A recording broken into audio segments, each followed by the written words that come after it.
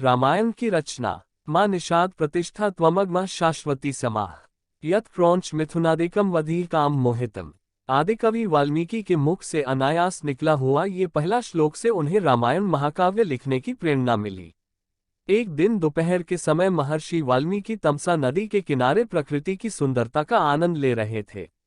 बसंत उतर रहा था, पेड़ों की छाया सुखद लगने थी, वन पर्वत सब हरे भरे थे। तमसा मंद गति से बह रही थी, नदी का जल निर्मल था, उसमें तैरती हुई मछलियां चमक रही थीं और नदी ताल भी साफ दिखाई दे रहा था। हरे भरे वन में भांति भांति के पक्षी कलरव कर रहे थे। नदी के किनारे लंबी चोंच वाले चटकीले रंग के पक्षी एक पांत में ध्यान लगाए बैठे थे। उनमें से कभी कोई तेजी से उड़ता और तीर की तरह पानी में चोंच डुबोकर कुछ पकड़ कर ले जाता। नदी तट की शोभा को देखकर महर्षि वाल्मीकि के मन में अपार हर्ष था। सहसा उनके कान में क्रौंच पक्षी की सुरीली ध्वनि पड़ी। आंख उठाए तो देखा क्रौंच पक्षी का एक जोड़ा नदी तट पर कलोल कर रहा है। क्रौंच कभी चोंच से एक दूसरे के पीठ सहलाते, कभी थोड़ा सा उड़कर वे इधर उधर बैठ जाते और फिर पास आकर खेलने लगते। महर्षि वाल्मीकि को ये क्रौंच बड़े प्यारे लग रहे थे। इतने में नर क्रौंच को निषाद का तीर कहीं से आकर लगा और वह गिरकर छटपटाने लगा। पति की ये दशा देखकर क्रौंच बड़े करुण स्वर में रोने लगी। क्रौंच मिथुन की ये दशा देखकर ऋषि का हृदय करुणा से भर गया। वे शोक सागर में डूब गए। उनके हृदय की करुणा एक श्लोक में फूट पड़ी। हे निषाद, तू बहुत दिन तक प्रतिष्ठित न रह सकेगा, क्योंकि तूने क्रौंच के जोड़े में से प्रेममग्न नर पक्षी को मार डाला है। कोष्टक। बड़ी देर तक वाल्मीकि शोक के कारण बेसुध से रहे।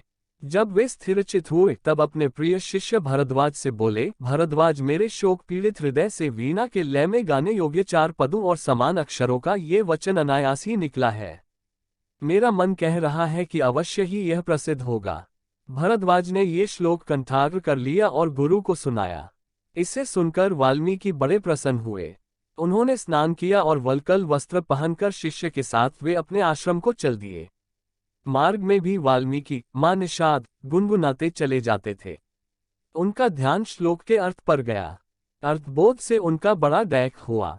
वे सोचने लगे कि मैंने व्यर्थ ही निषाद को इतना कठोर शाप दे दिया।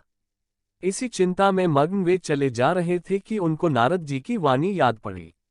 एक बार नारद जी से उन्होंने पूछा था, हे देवर्षि, मुझे किसी ऐसे पुरुष का नाम बताइए जो गुणवान, बलवान और धर्मात्मा हो, जो सत्य पर दृढ़ रहता हो, अपने वचन का पक्का हो, सबका हित करने वाला हो, विद्वान हो और जिससे बढ़कर सुंदर कोई दूसरा न हो।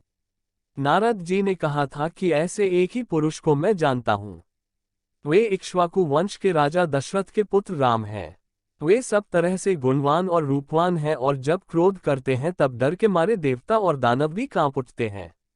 वाल्मीकि को ये सब बातें याद पड़ी और रामायण की जो कथा नारद जी ने संक्षेप में सुनाई थी वह भी उनको याद आई। यह याद आया कि देवर्षि देवलोक को आकाश मार्ग से किस अद्भुत गति से चले गए थे। जब महाराज रामचंद्र की कथा वे दोहराने लगे तो सहसा माँ निषाद श्लोक का एक दूसरा अर्थ उनके मन में आया है। माधव रामचंद्र, तू अनेक वर्ष तक राज करेगा, क्योंकि तूने मंदोदरी रावण जोड़े में से कामपीड़ित रावण को मार डाला है। यह अर्थ मन में आते ही उनकी चिंता मिट गई। परंतु माँ निषाद श्लोक उनके मन से नहीं निकला। वे उसे प्रायः गुनगुनाते रहे।